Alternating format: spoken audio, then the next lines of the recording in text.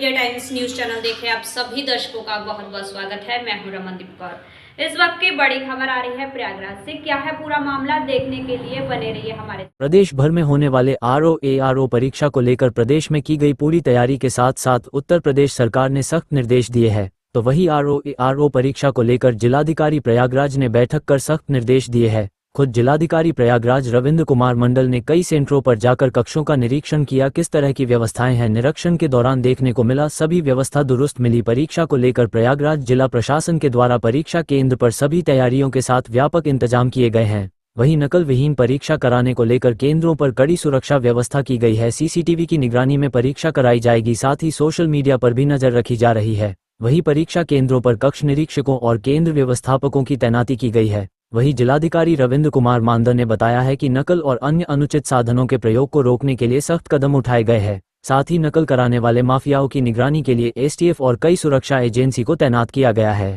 जो आरओ की परीक्षा है उसके लिए किस प्रकार की व्यवस्थाएं की गई है? प्रयागराज में कुल कितने सेंटर्स हैं और कितने परीक्षार्थी इसमें सम्मिलित होंगे? प्रयागराज में 106 सेंटर्स पे लगभग 45,000 से ऊपर बच्चों का एग्ज़ाम कल हम लोग कंडक्ट कराएंगे। सारी तैयारियां पूरी हैं। सभी जो स्टैटिक मजिस्ट्रेट्स हैं, हमारे सेक्टर मजिस्ट्रेट्स हैं, केंद्र प्रभारी, सभी की ट्रेनिंग हमने करा दी है 2 राउंड में। और आज सभी सेंटर्स पे भ्रमण हो रहा है, सभी सेक्टर मजिस्ट्रेट का, स्टैटिक मजिस्ट्रेट्स का। शाम को 6 बजे हमने डीब्रीफिंग सेशन रखा है और सभी हमारे जो केंद्र प्रभारी हैं वो भी ऑनलाइन जूम के माध्यम से जुड़ेंगे। तो सभी का फीडबैक हम लोग लेंगे। सीसीटीवी कैमराज हर सेंटर पे, हर रूम में लगाए गए हैं और आज सारी तैयारियां हमने कंप्लीट कर ली है। बारिश को देखते हुए नगर निगम की टीम को भी हमने एक्टिव किया है। कुछ मोबाइल टीम्स उनकी ये वाटर लॉगिंग अगर होती है तो उसको निकालने के लिए रहेगी। और रेलवे स्टेशन पे, बस स्टेशन पे हमने हेल्प डेस्क लगाए। जितने ऐसे अभ्यर्थी हैं जिनके पास कहीं रुकने की जगह नहीं है, उनके लिए रैन बसेरे हमने ओपन करवाए हैं, तो वो भी वहाँ पर रहेंगे। तो पूरी तरह हम लोग तैयार हैं। पेपर लीक से निपटने के लिए भी एसटीएफ की टीम्स, एलआईयू की टीम, पुलिस की टीम पूरी मुस्तैदी से काम कर रही है। पूर्व में ऐसे जितने लोग संलिप्त रहे हैं कोचिंग सेंटर से, सभी की गतिविधि पर हम लोग नजर रख रहे हैं। और आपके माध्यम से मैं उन सबको चेतावनी दूंगा कि कोई पेपर लीक के बारे में सोचे भी ना। जितने कर्मचारी अधिकारी लगे हैं वो भी पूरी मुस्तैदी से काम करें। किसी भी प्रकार के प्रलोभन में पेपर लीक के बारे में ना आए और कोई व्यक्ति अगर आपसे पेपर लीक करने के लिए संपर्क करता है तत्काल हमें सूचित करें ताकि हम लोग समय रहते कड़ी कार्रवाई करें। हम सब ये बताएं कि जो परीक्षा केंद्र है उसमें तमाम तरह के एहतियात, जैसा हमने सिपाही भर्ती में देखा था, तो किस तरह के निर्देश हैं? वो सारे एहतियात हैं। सबसे पहले तो जो पुलिस की टीम से यहाँ पे कल सुबह आ जाएंगी, HHMDs उनके हाथ में हैंड हेल्ड जो मेटल डिटेक्टर होता है वो उनके पास रहेगा ताकि वो देख पाएँ कि कोई अवांछित सामग्री परीक्षा कक्ष में ना लेकर जाए। और इसके अतिरिक्त हर एक सेंटर पे प्रॉपर पुलिस की तैनाती की गई है। सीसीटीवी कैमरा के माध्यम से डायरेक्ट निगरानी आयोग द्वारा और हमारे परीक्षा कंट्रोल रूम द्वारा की जा रही है, उसको हम लोग सुनिश्चित कर रहे हैं। और पूरी मुस्तैदी सुनिश्चित करने के लिए हर एक सेंटर पर एक सिंगल सेक्टर मजिस्ट्रेट और सिंगल स्टैटिक मजिस्ट्रेट वहीं के लिए रखा गया है। वो पेपर जब लेकर आएंगे वहीं बैठेंगे, हर एक रूम का भ्रमण करेंगे। 50% जो हमारे ये क्लास इन्विजिलेटर है वो गवर्नमेंट की साइड से है, 50% जो प्राइवेट स्कूल्स हैं उसमें उनका स्टाफ रहेगा। वो भी केंद्र व्यवस्थापक की जिम्मेदारी होगी। जिम्मेदार लोगों को वहाँ पर लगाएं और पेपर लीक में किसी प्रकार से इन्वॉल्व ना हो। और जो SOP है, आयोग के इंस्ट्रक्शन सबको हमने दिए हैं लिखित में, उसको फॉलो करते हुए एग्जाम कंडक्ट कराएं। तो पूरी हमारी तैयारी है और जब पेपर खत्म हो जाएगा उसके बाद में OMR शीट को सील करके फिर सीधे आयोग लेकर जाएंगे सभी सेक्टर में से। तो पूरा SOP बना हुआ है, कहीं कोई दिक्कत नहीं है। सुचारू रूप से परीक्षा संपन्न है। सेंटर का चयन करते समय किस तरह से? सेंटर का चयन करते हुए हम लोगों ने ये देखा था कि लोगों को दूर ना जाना पड़े, तो 76 सेंटर हमारे सिटी एरिया में हैं और 30 सेंटर हमारे गंगानगर और यमुनानगर में है। सबसे दूरस्थ सेंटर हमारा हंडिया में है और लेकिन प्रॉपर पूरे रोड पूरा क्लियर है। और वहाँ पे कांवड़ को देखते हुए जो हमारा वन वे चल रहा है उसमें ट्रैफिक पुलिस की टीम हमने लगाई है। और हमारे जो 3 ब्रिजेस हैं, नैनी ब्रिज, पापोमू ब्रिज और शास्त्री ब्रिज, उस पर भी हमने एक CO रैंक का अधिकारी लगाया है ताकि ट्रैफिक कंजेशन नहीं होना। Thank you. सावन का महीना भगवान शंकर और माता पार्वती को समर्पित है। संगम नगरी प्रयागराज में सावन के पवित्र महीने में शिवलिंग और भगवान शंकर पार्वती की मूर्तियां बनाने का काम समूह की महिलाएं कर रही हैं। खास ये है, पेरिस प्लास्टर की जगह महिलाएं मिट्टी और गाय के गोबर से इन मूर्तियों को बना रही है और इन मूर्तियों की डिमांड भी काफी है। वही महिलाओं का कहना भी है कि जब से हम प्रधानमंत्री जी की योजनाओं से जुड़े हैं और प्रधानमंत्री जी के सपने को बढ़ावा देने के लिए हम गाय के गोबर से मूर्तियां बना रहे हैं, जिससे पर्यावरण संरक्षित हो। क्योंकि जब नदी में मूर्तियां विसर्जित करते हैं तो जल खत्म नहीं होती, मगर गाय के गोबर से बनी मूर्तियां पानी में फौरन मिल जाती है या गमले में डालने से खाद्य का काम करती है। इससे पर्यावरण प्रदूषित नहीं होता है।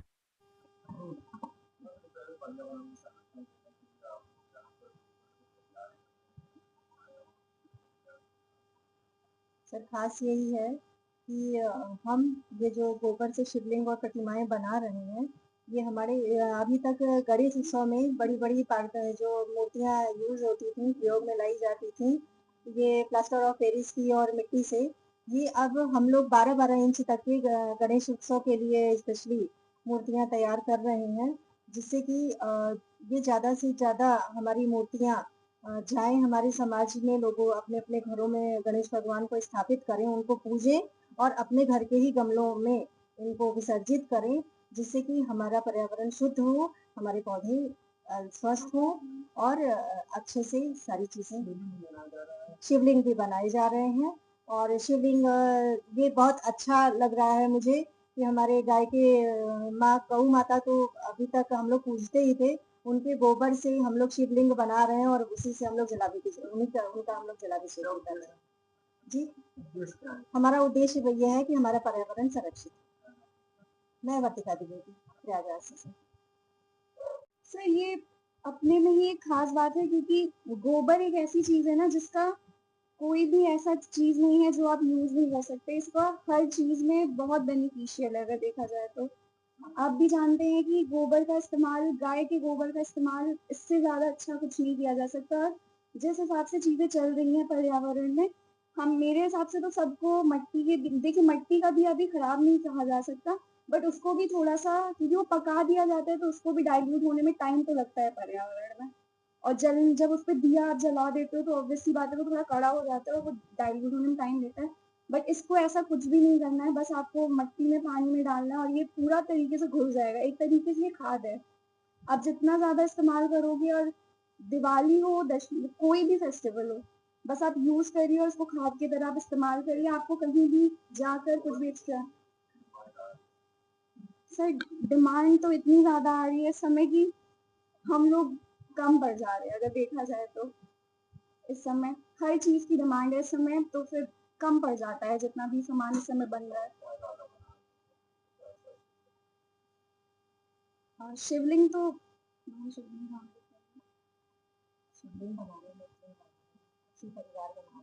अच्छा, शिवलिंग बना रहे हैं, मूर्तियां बना रहे हैं, शिव परिवार बना रहे हैं, शुभ लाभ की भी तैयारी चल रही है। तो जैसे जैसे त्योहार आते हैं उस उपलक्ष्य में चीज़ें अपने हिसाब से मतलब एडजस्ट कर दी जाती हैं। बाकी चीज़ें तो, और ऐसी मूर्तियां तो हमेशा चलने के लिए वो होती हैं कि हमेशा चलती हैं, पर ये है कि उस हिसाब से बनाया जाता है। काजोल जैसे संगम नगरी प्रयागराज में बचपन डे केयर सेंटर प्रयागराज में मानसिक मंद बच्चों का स्वास्थ्य परीक्षण शिविर आयोजित किया गया। मोतीलाल नेहरू मंडलीय चिकित्सालय के मनोरोग विशेषज्ञ डॉक्टर राकेश पासवान ने सेंटर पर अध्ययनरत मानसिक मंद बच्चों का स्वास्थ्य परीक्षण किया, बच्चों से संवाद किया। डॉक्टर राकेश पासवान ने बताया कि मानसिक मंद बच्चे स्वास्थ्य की दृष्टि से बेहद संवेदनशील होते हैं। इन बच्चों के स्वास्थ्य के प्रति माता पिता को जागरूक होना चाहिए। समय समय पर इन बच्चों का स्वास्थ्य परीक्षण कराना चाहिए। बचपन डे केयर सेंटर प्रयागराज में प्रत्येक माह अध्ययनरत दिव्यांग बच्चों का स्वास्थ्य परीक्षण किया जाएगा। सेंटर समन्वयक चंद्रभान द्विवेदी ने बताया कि सेंटर पर अध्ययनरत श्रवण दिव्यांग, दृष्टि दिव्यांग और बौद्धिक दिव्यांग बच्चों का स्वास्थ्य परीक्षण सेंटर पर प्रत्येक माह किया जाएगा। उन्होंने डॉक्टर राकेश पासवान व उनकी टीम को धन्यवाद कहा। सेंटर पर अध्ययन कुल 15 मानसिक मंद बच्चों की स्वास्थ्य की जाँच की गई। इस अवसर पर विशेष शिक्षक प्रीति सिंह, दिलीप पांडे, सविता जायसवाल, संजू कुशवाहा, महेश मिश्रा, फिजियोथेरेपिस्ट मानसी शुक्ला व अन्य स्टाफ उपस्थित रहे। बेटा नमस्कार, आप कैसे हैं? आप लोग कैसे हैं? अच्छे हैं? तो क्या क्या पढ़ाई कर रहे हैं आजकल यहाँ पे? किस किस चीज की पढ़ाई चल रही है आप लोगों की? बताइए भाई, क्या क्या चीज की पढ़ाई चल रही है? इंग्लिश की। इंग्लिश में क्या पढ़ाई चल रही है? हाँ, मंथ। अच्छा, तो मंथ पढ़ रहे हैं। बहुत बढ़िया, बहुत बढ़िया। आप भी पढ़ाई कर रहे हो? तो किस किस चीज की पढ़ाई चल रही है? उत्तर प्रदेश कांग्रेस कमेटी के अध्यक्ष पूर्व मंत्री अजय राय के आह्वान पर महानगर कांग्रेस कमेटी प्रयागराज के पूर्व अध्यक्ष प्रदीप मिश्र अंशुमन के नेतृत्व में आज शहीद सुभाष चंद्र बोस चौराहा सिविल लाइन प्रयागराज स्थित प्रतिमा के पास कारगिल विजय दिवस मनाया गया तथा कारगिल में शहीद वीर जवानों को याद कर श्रद्धांजलि दी गई। श्रद्धांजलि सभा के बाद बोलते हुए पूर्व महानगर अध्यक्ष प्रयागराज कांग्रेस प्रदीप मिश्र अंशुमन ने कहा कि कारगिल विजय दिवस स्वतंत्र भारत के सभी देशवासियों के लिए एक बहुत ही महत्वपूर्ण दिवस है। भारत में प्रत्येक वर्ष 26 जुलाई को ये दिवस मनाया जाता है। इस दिन भारत और पाकिस्तान की सेनाओं के बीच वर्ष 1999 में कारगिल युद्ध हुआ था जो लगभग 60 दिनों तक चला और 26 जुलाई के दिन उसका अंत हुआ और इसमें भारत विजय हुआ। कारगिल विजय दिवस युद्ध में शहीद हुए भारतीय जवानों के सम्मान हेतु ये दिवस मनाया जाता है।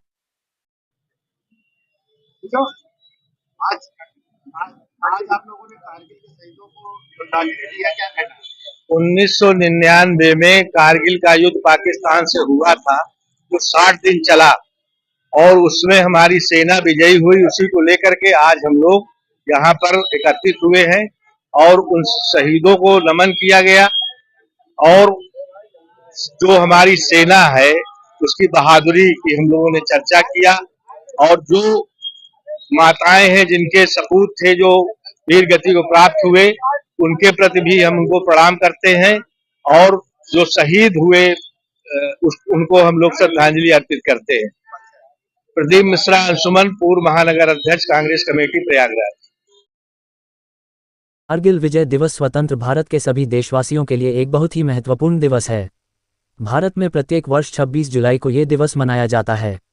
इस दिन भारत और पाकिस्तान की सेनाओं के बीच वर्ष 1999 में कारगिल युद्ध हुआ था जो लगभग 60 दिनों तक चला और 26 जुलाई के दिन उसका अंत हुआ और इसमें भारत विजय हुआ था। इसी दिन को याद करते हुए संगम नगरी प्रयागराज के सुभाष चौराहे पर सैंड आर्टिस्ट के द्वारा शहीदों की प्रतिमाएं और ऑपरेशन सिंदूर का मॉडल और उड़ते राफेल को रखा गया जिसमें कारगिल में शहीद जवानों को श्रद्धांजलि दी गई। वही खुद महापौर गणेश केसरवानी ने पहुंचकर शहीदों की प्रतिमा पर माल्यार्पण कर श्रद्धांजलि दी तो यहाँ ऑपरेशन सिंदूर के दृश्य को राफेल और पहाड़ी बनाकर दर्शाया गया। इस सैंड आर्ट के माध्यम से कारगिल में शहीद हुए जवानों श्रद्धांजलि दी गई है। बता दें कारगिल विजय दिवस युद्ध में शहीद हुए भारतीय जवानों के सम्मान हेतु ये दिवस मनाया जाता है। 1971 के भारत पाक युद्ध के बाद भी कई दिन सैन्य संघर्ष होता रहा। इतिहास के मुताबिक दोनों देशों द्वारा परमाणु परीक्षण के कारण तनाव और बढ़ गया था। स्थिति को शांत करने के लिए दोनों देशों ने फरवरी 1999 में लाहौर में घोषणा पत्र पर हस्ताक्षर किए जिसमें कश्मीर मुद्दे को द्विपक्षीय वार्ता द्वारा शांतिपूर्ण ढंग से हल करने का वादा किया गया था, लेकिन पाकिस्तान ने अपने सैनिकों और अर्धसैनिक बलों को छिपाकर नियंत्रण रेखा के पार भेजने लगा और इस घुसपैठ का नाम ऑपरेशन बद्र रखा था। क्या संदेश देना चाहिए? देखिए, विजय कारगिल दिवस दुनिया भर के युद्धों के इतिहास में बहुत ही अद्भुत युद्ध रहा है। यहाँ भारत की सेना ने जिस पुरुषार्थ और पराक्रम का प्रदर्शन किया था सारी दुनिया इसका लोहा मानती है। मैं विजय कारगिल दिवस के अवसर पर मैं उन तमाम वीर सैनिकों को प्रणाम करता हूँ, नमन करता हूँ। देश के उन जाबाज सिपाहियों के प्रति उनका अभिनंदन करता हूँ और जो शहीद हुए हैं उनको श्रद्धा सुमन अर्पित करता हूँ और देशवासियों को आज इस कारगिल विजय दिवस के अवसर पर शुभकामनाएं देता हूँ। व्यापार मंडल को सिविल लाइंस व्यापार मंडल जो लगातार इस प्रकार के रचनात्मक कार्यक्रमों के माध्यम से सदैव अपनी अग्रणी भूमिका का निर्वहन करता रहा है, उसी क्रम में आज कारगिल विजय दिवस के अवसर पर उन्होंने प्रदर्शनी लगा करके जहाँ पर सिंदूर ऑपरेशन के भी प्रतिमाएं लगी हुई हैं। हमारे आप देख रहे हैं कि वीर सैनिकों की का भी प्रतिमाएं लगी हुई हैं जो हमारे शौर्य का प्रतीक है। मैं सिविल लाइंस व्यापार मंडल के आदरणीय सुशील खरबंदा जी और अपने सबको पूरी टीम का इनका अभिनंदन करता हूँ, बधाई देता हूँ।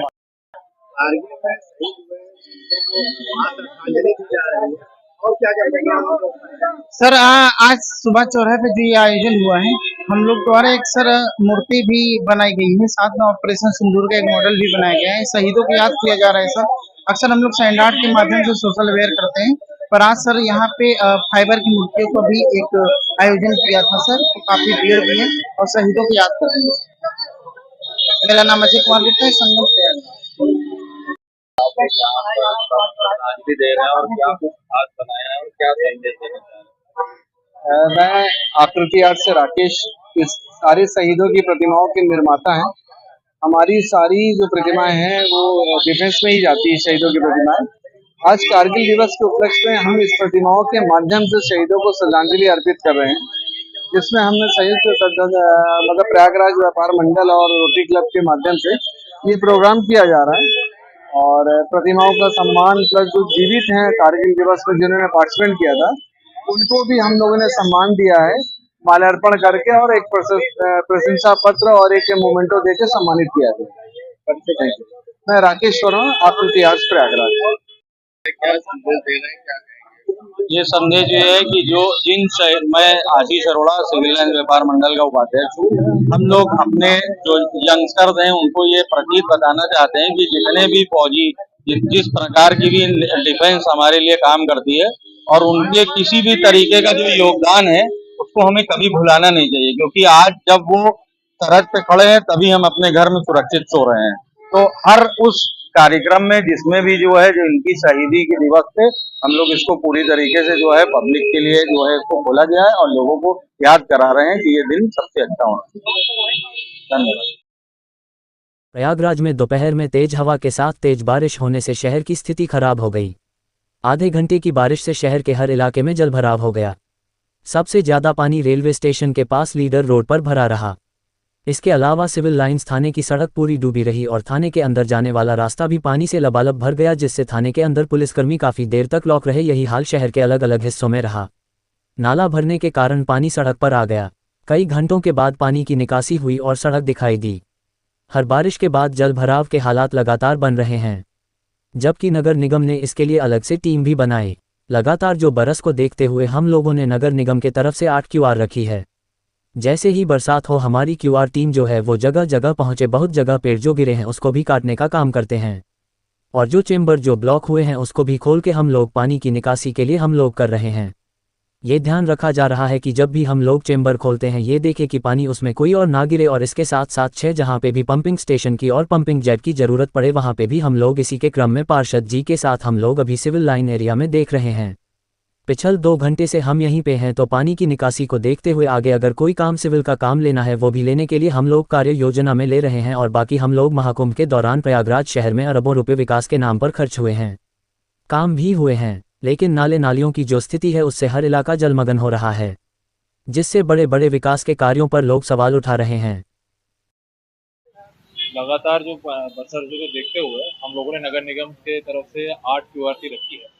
जैसे ही बरसात हो हमारी QRT टीम जो है वो जगह जगह पहुंचे, बहुत जगह पेड़ जो गिरे हैं उसको भी काटने का काम करते हैं, और जो चेंबर जो ब्लॉक हुए हैं उसको भी खोल के हम लोग पानी की निकासी के लिए हम लोग कर रहे हैं। ये ध्यान रखा जा रहा है कि जब भी हम लोग चेंबर खोलते हैं ये देखें कि पानी उसमें कोई और ना गिरे, और इसके साथ साथ जहाँ पे भी पंपिंग स्टेशन की और पंपिंग जेट की जरूरत पड़े वहाँ पे भी हम लोग इसी के क्रम में पार्षद जी के साथ हम लोग अभी सिविल लाइंस एरिया में देख रहे हैं। पिछले 2 घंटे तो यहीं पे हैं, तो पानी की निकासी को देखते हुए आगे अगर कोई काम सिविल का काम लेना है वो भी लेने के लिए हम लोग कार्य योजना में ले रहे हैं। आप वार्ड नंबर 41 के ममफोर्डगंज क्षेत्र में इस समय मौजूद हूँ। यहाँ जज, VIP, सारे डॉक्टर, पूर्व पार्षद, सारे लोग यहाँ रहते हुए हैं। पानी इतना ज्यादा बारिश में थोड़ी से भर जा रहा है कि चारों एरिया जलमग्न हो जा रहा है, गाड़ियां डूब जा रही हैं। अपने कैमरा पर्सन से कहेंगे वो दिखाएं कि क्या अव्यवस्था है यहाँ पे। आप देख सकते हैं कि यहाँ पे चारों तरफ पानी भरा हुआ है, पूरी रोड पानी से भरी हुई थी। अभी पानी बंद हुआ है तो कवरेज करने आया हूं। अभी स्मार्ट सिटी के लोग यहाँ पे सर्वेक्षण लखनऊ की टीम आई थी, करके गई है। इसी सर्वेक्षण के बाद ही दिल्ली बुलाकर यहाँ के महापौर को अवार्ड दिया गया है प्रयागराज स्वच्छता अभियान का। आइए जनता से जानते हैं कहां तक ये सत्य है कि प्रयागराज वाकई में स्वच्छता में नंबर 1 है। क्या कहना है आपका? मैं यहाँ पे हर साल रहता हूँ पिछले 25 सालों से, और जब भी पानी बरसता है जोर से तो पूरा पानी भर जाता है और सबके घरों में पानी घुस जाता है। इसका सलूशन आज तक नहीं निकला, ना तो निकला है कभी। पिछले 25 सालों में जब भी थोड़ी भी बारिश तेज होती है तो सबके घरों में, कॉलोनियों में पानी घुस जाती है, कि सबकी गाड़ियां लग जाती हैं, सबकी गाड़ियां भर जाती हैं, सबके घरों में पानी चला जाता है। इसके लिए ना तो नगर निगम ने कोई काम किया, ना जल संस्थान ने अभी तक कोई काम किया। क्या परिचय आपका? मैं सत्यवान साई एडवोकेट बोल रहा हूं, जबकि हमारे पीछे डिस्ट्रिक्ट कोर्ट के जजेस भी रहते हैं, डॉक्टर भी रहते हैं, अच्छे वकील भी रहते हैं, संभ्रांत व्यक्ति भी रहते हैं, पूरे समाज में सारे अच्छे लोग ममफोर्डगंज में रहते हैं। लेकिन इसका इलाज पिछले 20 मैं 25 सालों से इलाहाबाद में रह रहा हूं, अभी तक नहीं हो पाया। और भी हमारे साथ लोग हैं, आइए उनसे जानते हैं क्या समस्या है यहाँ पे और क्या समस्या लग रही है आपको। यहाँ पे ज्यादा बारिश होने के कारण यहाँ पे नालियां भी जाम हो जाती हैं, जिससे पानी उसका खींच नहीं पाता है। और ये समस्या कई सालों से चल रही है, जो कि ये समस्या आज ही की नहीं है। और इसका निराकरण भी हमें लग रहा है कि शायद ही हो पाए, क्योंकि यहाँ काफी सालों से चल रहा है, ऐसे ही पानी भर रहा है, हम लोग को परेशानियां उठानी पड़ती है। क्या नाम है आपका? हमारा नाम नितेश यादव है। तो आप देख रहे हैं जनता यहाँ काफी त्रस्त है, परेशान है काफी दिनों से, कई सालों से, लेकिन यहाँ की सुध बुध लेने वाला कोई नहीं है। मैं वर्ल्ड मीडिया टाइम से अनवर खान। संगम नगरी प्रयागराज के प्रयागराज जंक्शन में भगवान भरोसे यात्रियों की सुरक्षा बात दे एक रील सोशल मीडिया पर वायरल है, जो प्रयागराज जंक्शन के प्लेटफॉर्म नंबर 6 की बताई जा रही है, जिसमें कुछ अराजक लोग उपद्रव मारपीट करते दौड़ाते दिख रहे हैं और रेलवे सुरक्षा बल के जवान यहां गायब दिखाई दिए। यहां की सुरक्षा किसके भरोसे है? वैसे तो आरपीएफ वाले पत्रकारों तक से मारपीट करने पर उतर आते हैं, पर इनके उपद्रव पर कहां गायब हैं? एक तरफ सरकार प्रयागराज जंक्शन का सुपर मॉडल बनाने में जुटी है और वही ये तांडव देख लगता है। आखिर रेलवे प्रशासन कहां आंख मूंदे बैठा है? उसको दिखाई क्यों नहीं दे रहा? क्या यही सब यात्रियों की सुरक्षा की क्या व्यवस्था है? कौन जिम्मेदार होगा?